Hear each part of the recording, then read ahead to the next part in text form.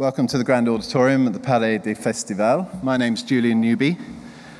I'm the editor of the daily news that you hopefully read every day while you're here. And I have the great privilege of introducing and talking to some of the people involved in the production of the 6-hour series War and Peace. Before I go on, I've been asked to ask you, please could you not film, record, use your mobile phones generally. If you could keep them down, don't take. You're going to see some footage, and it's not completed footage, so nobody really wants any of that to go out before the whole series is finished. So we're very privileged with that. So it's a BBC Wales drama in partnership with the Weinstein Company and BBC Worldwide and Lookout Point. And we're in 2 sessions today. The first session, we're going to meet some of the talent from the series and producers and the writer. So let me introduce our first panel. Andrew Davies, the writer of this series. Faith Penhale of BBC Wales, executive producer. Bethan Jones of BBC Wales, executive producer.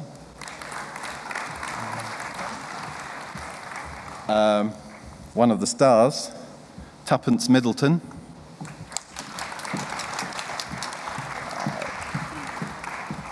And another of the stars, Stephen Rea.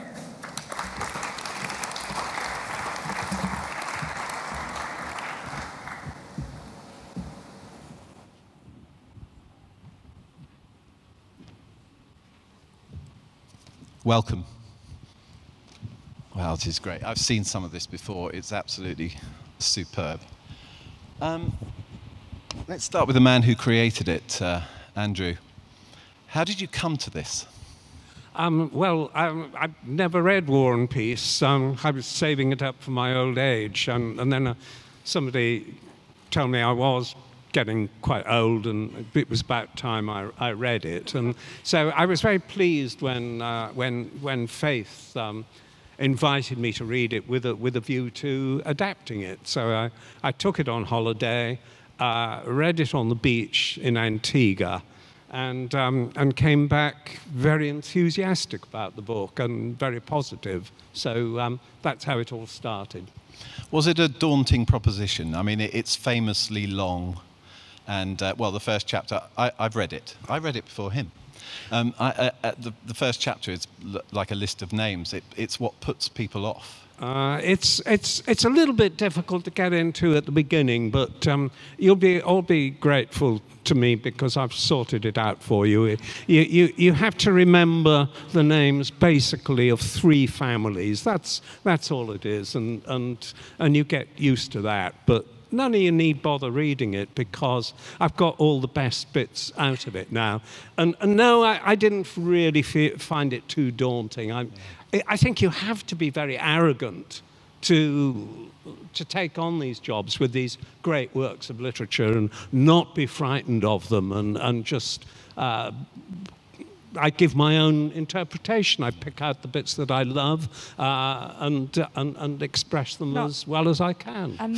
Faith, it was to spare Andrew's blushes. He is, the master of this kind of literary adaptation, and I think has a particularly sharp eye for finding the essence of the story, and in this case, the essence of what it was Tolstoy wanted to say. And so, there was really only one person for the job, and luckily he wanted to do it. And it was you who sent Andrew off to the beach with the book, as I understand. Yes. I thought he looked like he needed a beach read. So War and Peace, How much work had you done on it before the exile in Antigua? I'd read it and loved it myself, and really wanted and hoped that I'd find a writer who would respond in the same way to the characters, to the immediacy of the storytelling, to the, in fact, very contemporary themes and stories that are played out.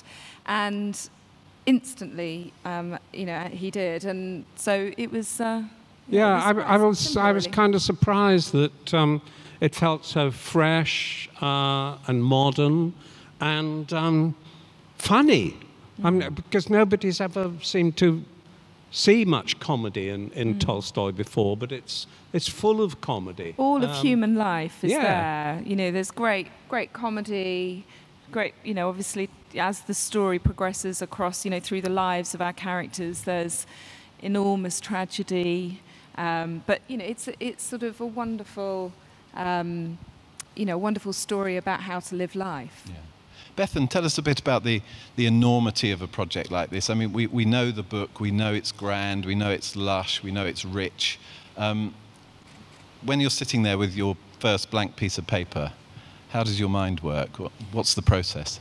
Well, production-wise, obviously, you just gather the best people you possibly can to make it. And we were really fortunate in our team, Tom Harper, our director, and Julie Stannard, our producer, and our wonderful HODs in all departments. I mean, they did an amazing job.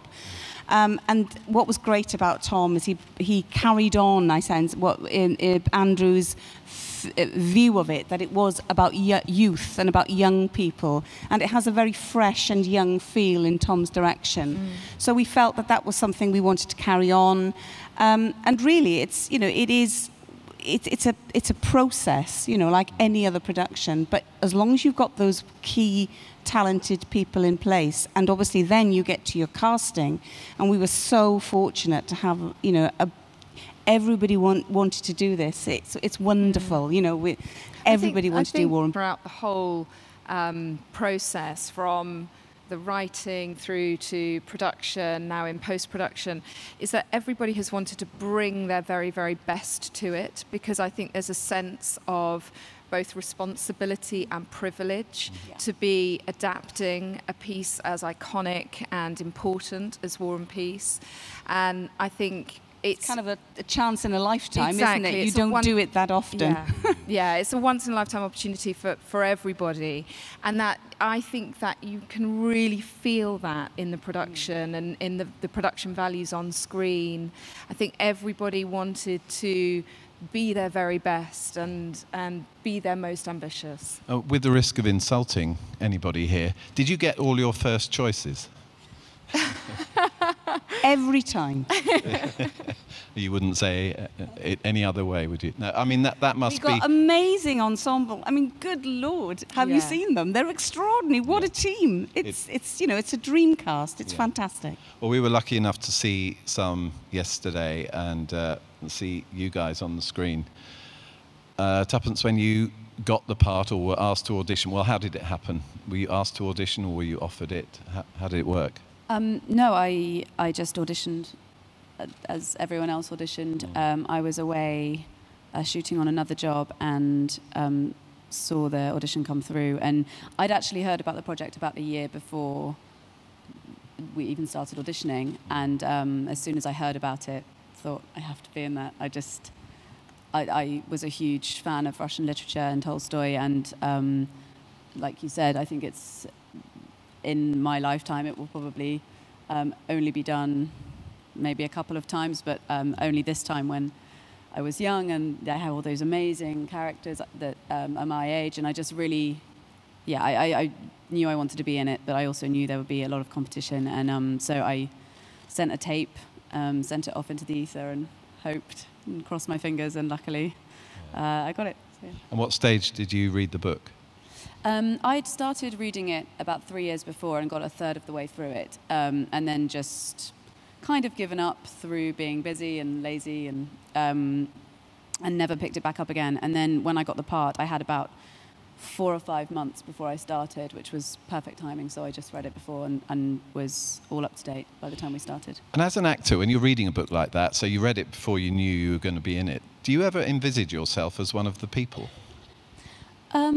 In a future production? By the time I read the whole thing, I knew who I was playing. But then, no, I think, especially with a book like that, because it's such a huge ensemble piece, there's so many characters, I think you just enjoy it for how rich it is, and all of the different families and storylines, and how different the war and the peace sections are. And I think you just kind of appreciate all of the nuance of all the characters. I didn't really think this is a role I have in mind, but obviously I knew when I read it who I was going to play. And you are Helen.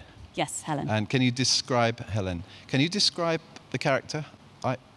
I think I might have described her last night as geeky. Oh no, it was just I've never heard that before, to describe her. I'd say it's always so hard to talk about a character that you're playing, but I suppose she's a socialite of sorts for that era. She's, in a sense, a master manipulator, as is her father and her brother. Very sexually liberated, very forward-thinking, modern for the time. I think with the huge kind of European, obviously French influence in St. Petersburg at the time, she's very much a part of that very free culture. And yeah, I think I thought she was a lot of fun. I think she can sometimes be looked upon as kind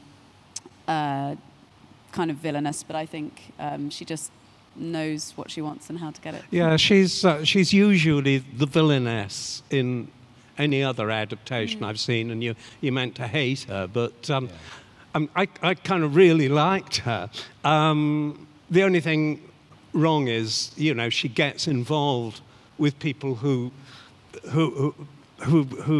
hearts she breaks, but she can't do anything about that. I mean, look after yourself, she says. Cheerio, I'm going to have fun. And I liked her, and also that she's in this little gang of two people with her brother, and they both fuck people's lives up, but not out of any malign intent. It's just that's what happens to people who get involved with them. Yeah, and I think it's credit to you that when I read it, although she does all these horrible things and she's deceptive and manipulative, I really liked her. And I thought she was a really likable character. It's good, and that comes across, and it's important. Yeah. And it's important because it's Andrew's adaptation, and he's showing us the way with the characters that you wanted them to go, and I think that's really lovely. They come alive on the page beautifully. Stephen, as Vasily, how did you approach this role? Did you get it in the similar way as Tuppence described? Well, I think the thing really about reading War and Peace is that sometimes the translations are very poor, I think, or they're a bit heavy-handed. And the first thing that you got when you saw Andrew's script was how easy it would be to play, that the language was light and easy. And that's all you can, when you see a script, you just have to try and imagine yourself saying it. And if you can, then you might actually do it, But so it's an incredible piece of work. And do you make a decision on seeing a script, or would you have taken the role? Oh, you have to have the script. I mean, if you looked at the book, you might say, how am I going to do this? It says that Vasily speaks very slowly, like an old-fashioned actor, and most directors, their first note to you is, could you speed it up a bit? So you wouldn't get very far with that, And so his character is done in other ways, and he's much more fully rounded than he might have been, or actually was in some of the other versions. Andrew, you've talked a lot about we all talked about the humour that you brought out in this adaptation, and the stressing the youthfulness of these people, because in costume dramas often young people are forced to be old people in a way. It's it's an interpretation of the times, but they behave like young people on screen, and it's a wonderful thing to see. I think and the humour comes out in things like Vasily takes his son on a visit to old Prince Bolkonsky, and he knows his son is just such a bad guy, a bad boy, and he's going to fuck anybody he fancies and get away with it, and this whole tension of Vasily saying you're going to be on your best behaviour this time, aren't you? And you say, yes, father, yes.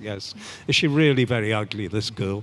Are there any other girls there? And so the whole thing is just funny. But and underneath it is Vasily's love for his children and his anxiety that they should be okay in life, because they were supposed to inherit a lot of money, but they didn't. So they've really got to marry to make their fortunes.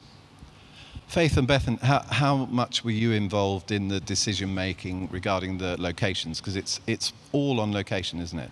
We took a decision really early on in the production to make this a location-based shoot. It felt very important for the whole kind of creative direction of the show that it should feel very authentic. And, you know, we were building, if we were building, we would have had to build 5 Russian palaces, which, you know, given the budget, was probably also not feasible. But I think it also, you know, it really mattered to us that we shot in St. Petersburg, that we actually went to some of the locations where some of these events would have taken place, the Tsar's Ball at the St. Catherine's Palace. That was where it was. And I think it really adds to this sense of truth and actually a naturalism to the production. Yeah. It was really important to us, you know, and we were very fortunate to get access to an awful lot of these places, which have been refurbished, so they look amazing. And you know, it was an absolute. And even just shooting on the streets in St. Petersburg. I mean, you know, it is such a spectacular city, and you can't recreate St. Petersburg anywhere else, leave alone in the studio.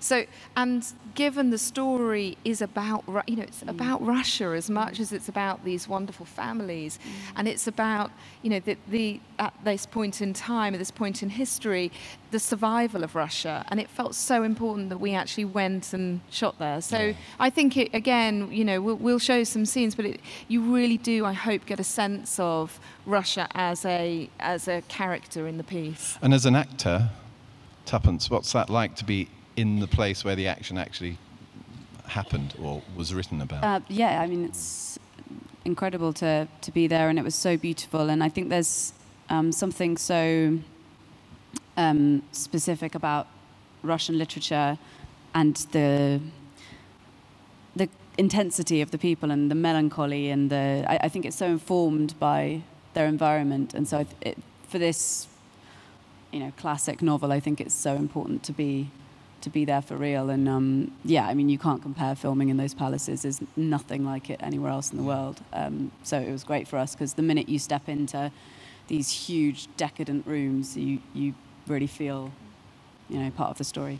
Stephen, is it a very different experience being on location as opposed to in a constructed set? I mean, or it's your job to pretend it's on location anyway? Well, no, there's things that you didn't have to pretend. I mean, if you're in a carriage driving in the snow in front of the Winter Palace, like, the story that's being told is immense just before you even open your mouth. So it's staggering, really. And as Tuppence says, you never realized those ballrooms were so big.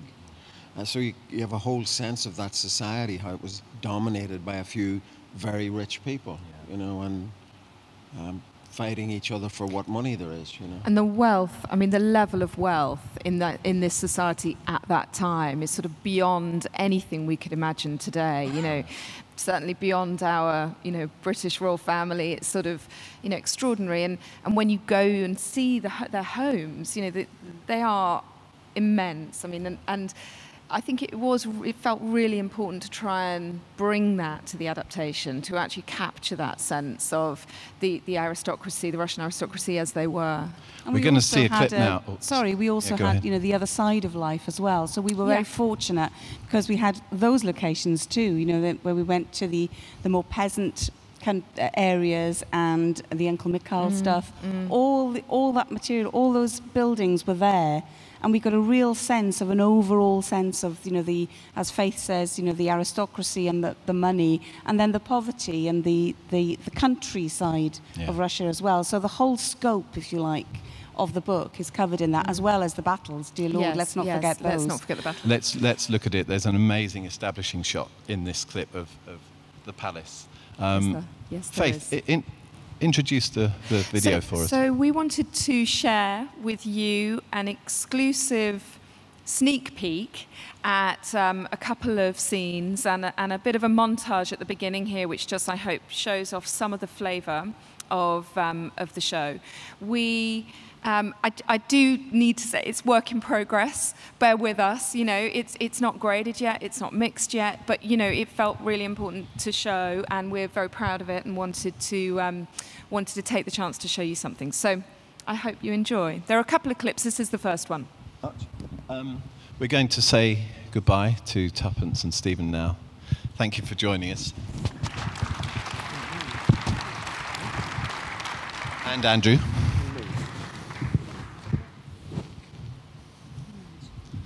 Thanks very much.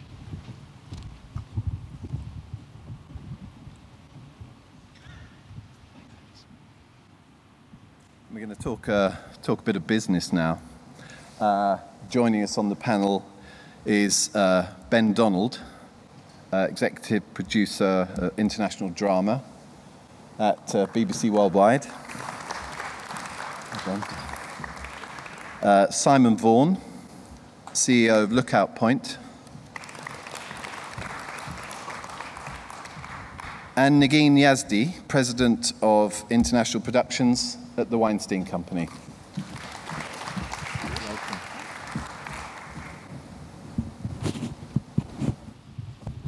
Hi. So Negin, why War and Peace? Why the BBC? Tell us the Two story. questions. Well, why War and Peace? Well, primarily, it was actually, quite surprisingly, a real passion project for Harvey. He claims he read the book when he was 12 years old, which is actually the kind of precocious behavior that sounds about right. And it was a book that he absolutely loved.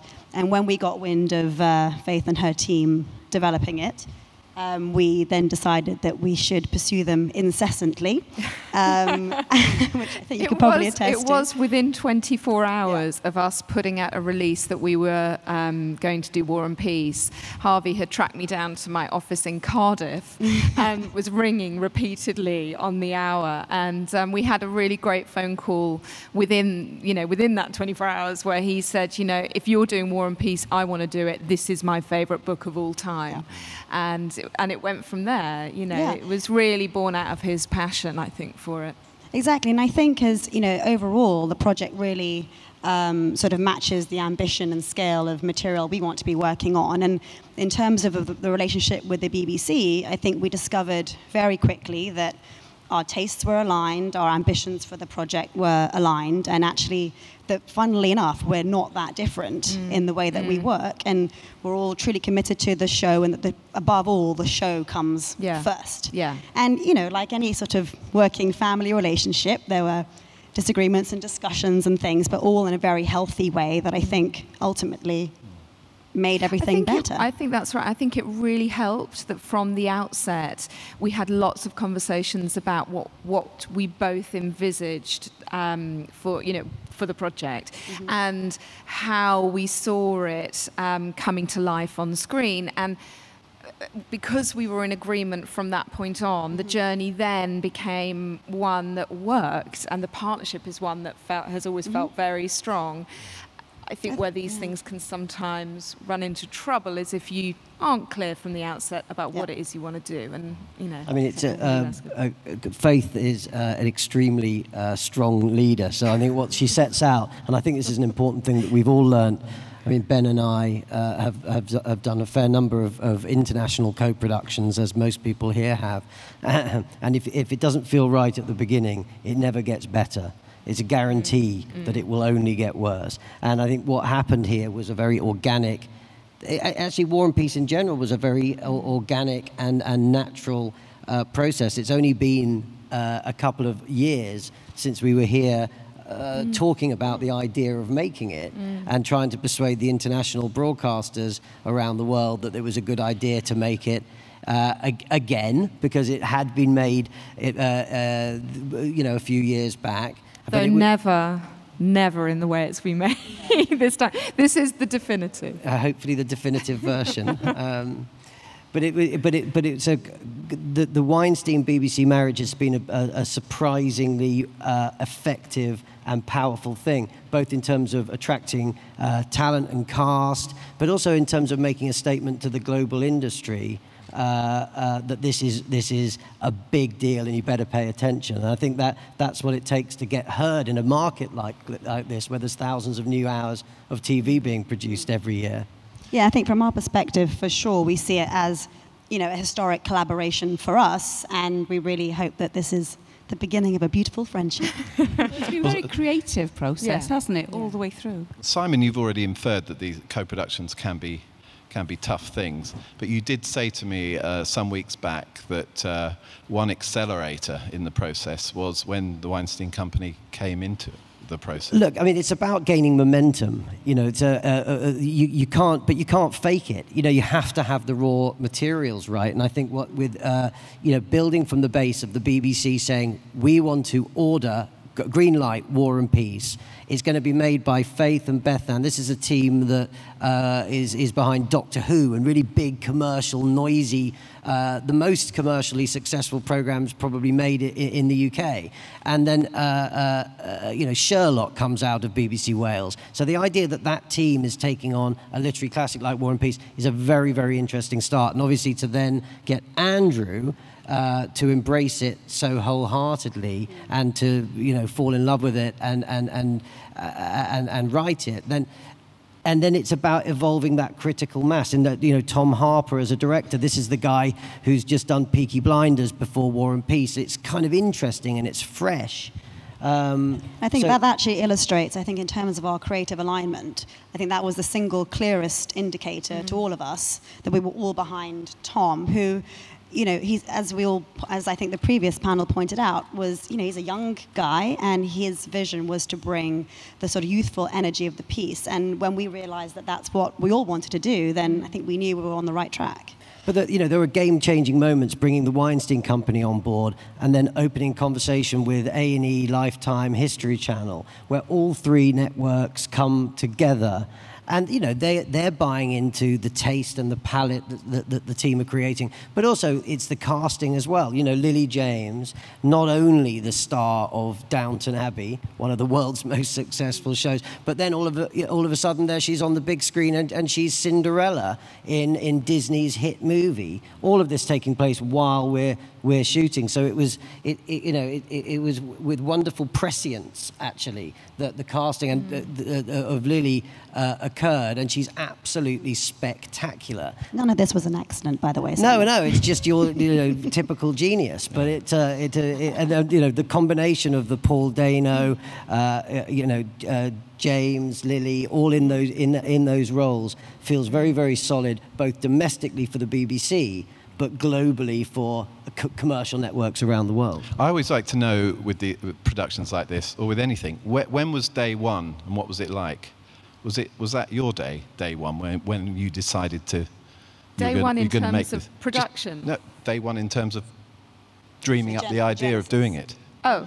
Yeah. I've been thinking about doing War and Peace for a little while, actually. Yeah. I'd been mulling it over and read it. When was that? Probably about 4 or 5 years ago. And then it's in fact, when we were working this out last night, it's almost 3 years to the day that I gave the book to Andrew to take on holiday. So that process is relatively quick, actually. And 2 years to the day since we announced. 2 years to the day since we announced here, yeah.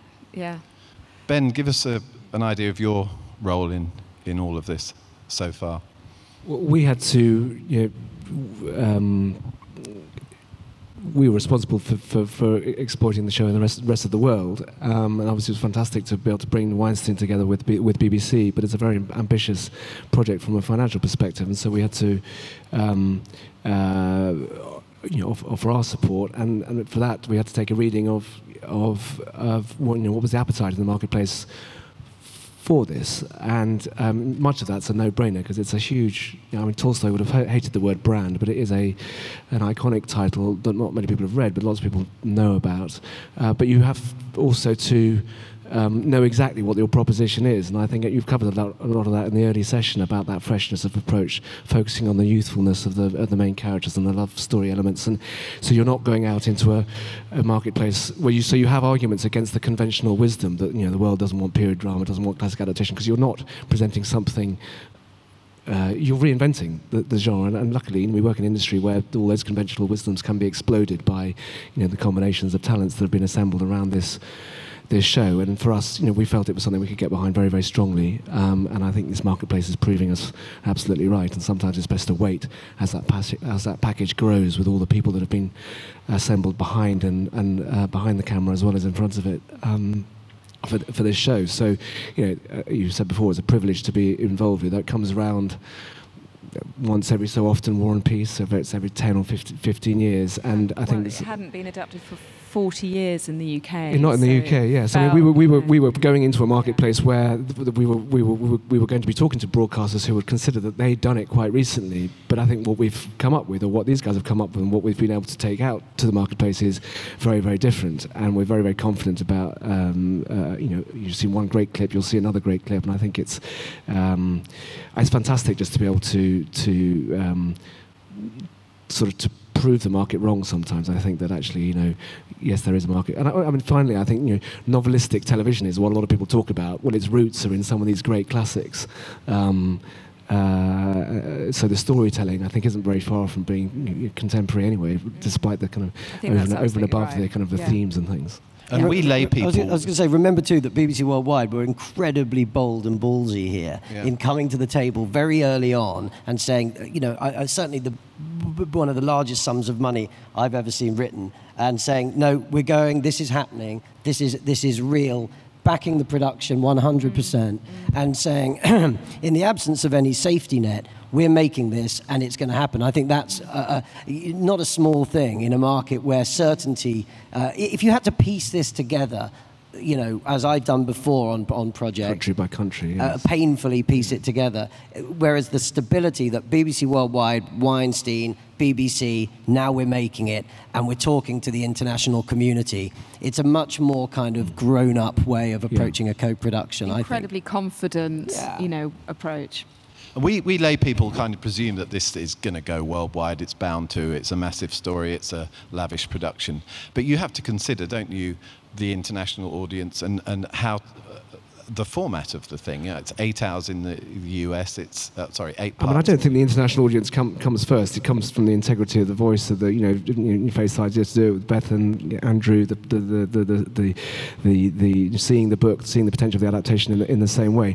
Afterwards, you can get into kind of mechanical things about what shape is it and what reformat. Because there is an 8x45 version, which is the version which is going out on Lifetime, which is the one we're talking about here down in the marketplace.